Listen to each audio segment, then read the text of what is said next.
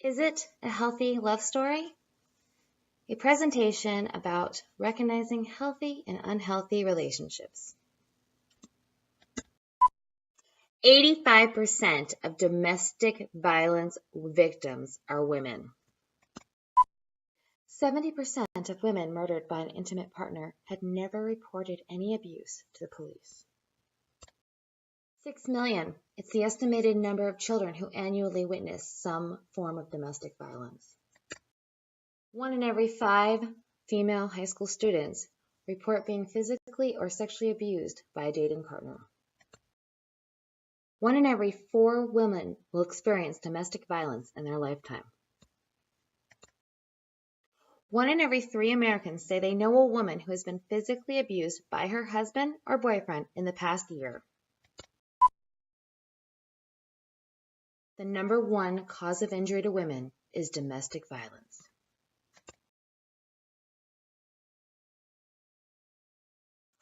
Throughout this presentation, I would like you to think about qualities that you believe you want in your healthy relationships. I also would like you to consider what you think is an unhealthy relationship.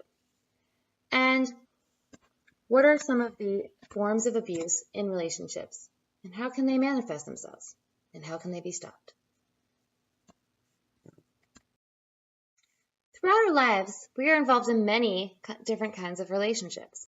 We have friendships, romances, work and school-related connections, family ties, and quite often, relationships that defy categorization. Each of these situations have the potential to enrich us, adding to our feelings of self-worth, enjoyment, and growth. And on the other hand, sometimes these situations we can find ourselves being uncomfortable.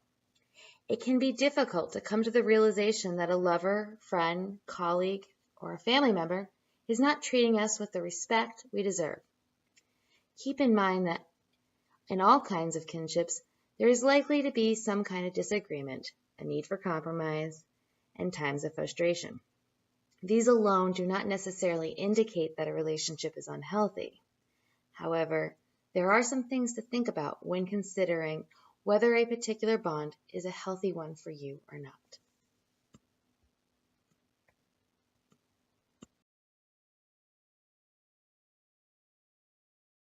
What are some qualities of a healthy relationship? Well, there are many, but the foundation is based off respect. Respect means that you and your partner show value to each other. It includes respecting individuality, embracing differences, and allowing each other to be themselves. It also includes respecting each other's need for privacy and their boundaries, sexual, personal, and etc. It's important that we consider how our behavior affects the ones we care about. So being understanding is a key quality of a healthy relationship. Traits, ways that you can express understanding is to discuss things, allow for there to be differences, understand their feelings, compromise equally, and listen. Expressing and listening to each other's feelings and needs is the key way to understand and gain intimacy in any relationship. In all healthy relationships, we have many responsibilities, but first and foremost, our number 1 responsibility is to love and take care of ourselves and our general well-being. That is the number 1 thing.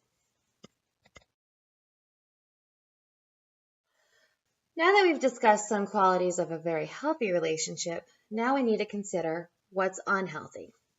Some key factors, and these are not exclusive, are jealousy, lack of trust, lack of respect to the partner's right to privacy, physical violence, hitting, kicking, stabbing, punching, biting, or pushing.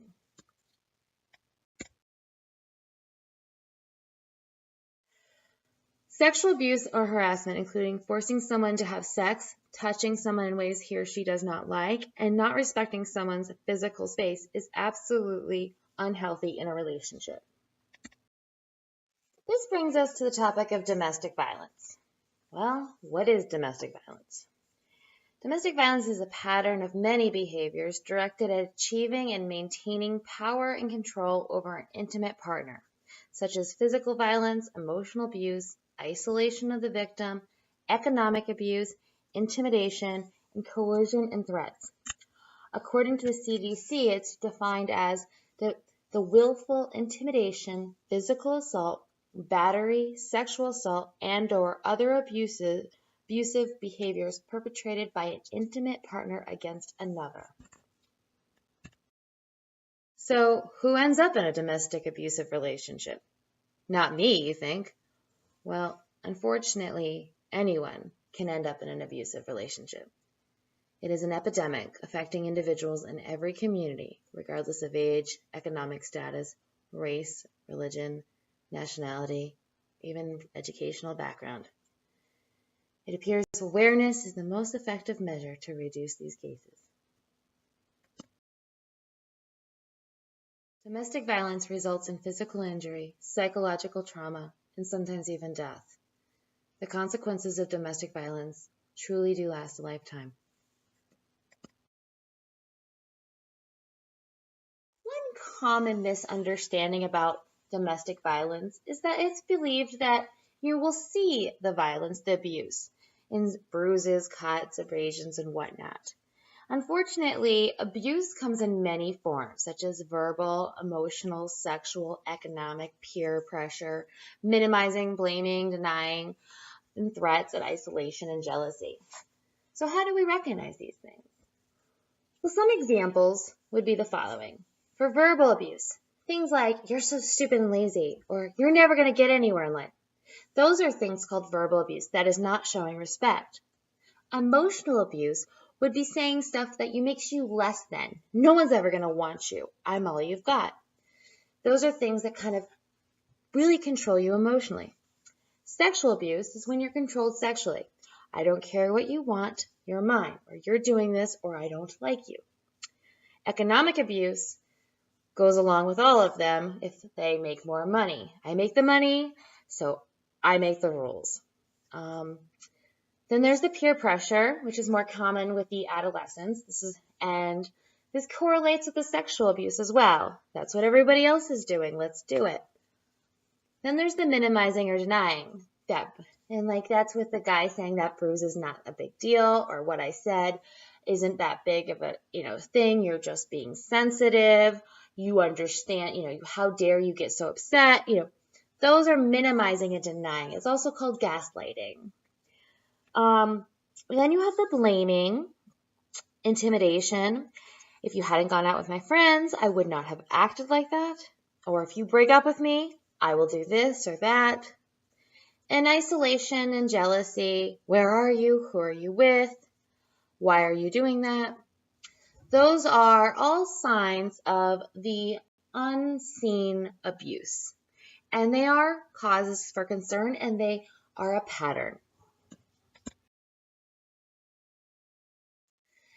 As mentioned in the last slide, abuse happens in patterns. It's often common that the abuser will apologize after the abuse and treat their partner with a special care.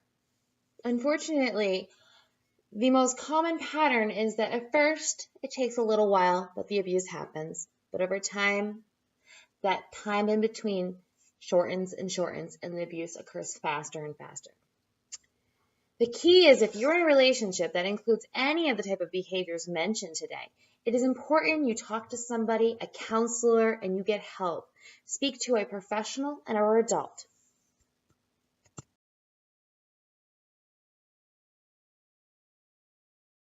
Many times people from the outside wonder, well, if the relationship is unhealthy, why are they in it? Well, that's because ending an unhealthy relationship can be extraordinarily difficult and very dangerous. The number one time of violence in any domestic abusive situation, is actually when the relationship ends. That is when the abuser will most likely act out. So the most important number one key thing about ending an unhealthy relationship, and I cannot reiterate this enough, is to create a safety plan and make it clear. Where will you be? Who are you going to contact? What's your next step? You need to have all these things in effect. In order to do this properly, you need to speak to a professional, get the advice, from a professional. Consider where you're going to be located. Do not be mean and belittling. It's just going to trigger them. So be kind. Be prepared for the reaction. They're not going to be happy. But if they get abusive, have that plan ready. Be prepared. Go to a safe location afterwards that they're not going to know about, and make sure you're safe. I mean really safe. And get as much support as you need. There is no timeline that you're supposed to follow in order to get better. These things have an effect and they do hurt. You will get better, but it takes time and it takes support. Trust me, I've been there. Throughout history, love stories have not exactly shown the most healthy of relationships. Perhaps the most important thing you can do is trust your own instincts. Each and every one of us deserves to feel safe, valued, and cared for. Keep in mind that the strongest signs of a healthy relationship is that you both feel good about yourselves.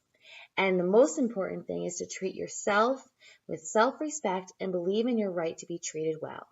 Be the director of your own love story. Don't follow everyone else.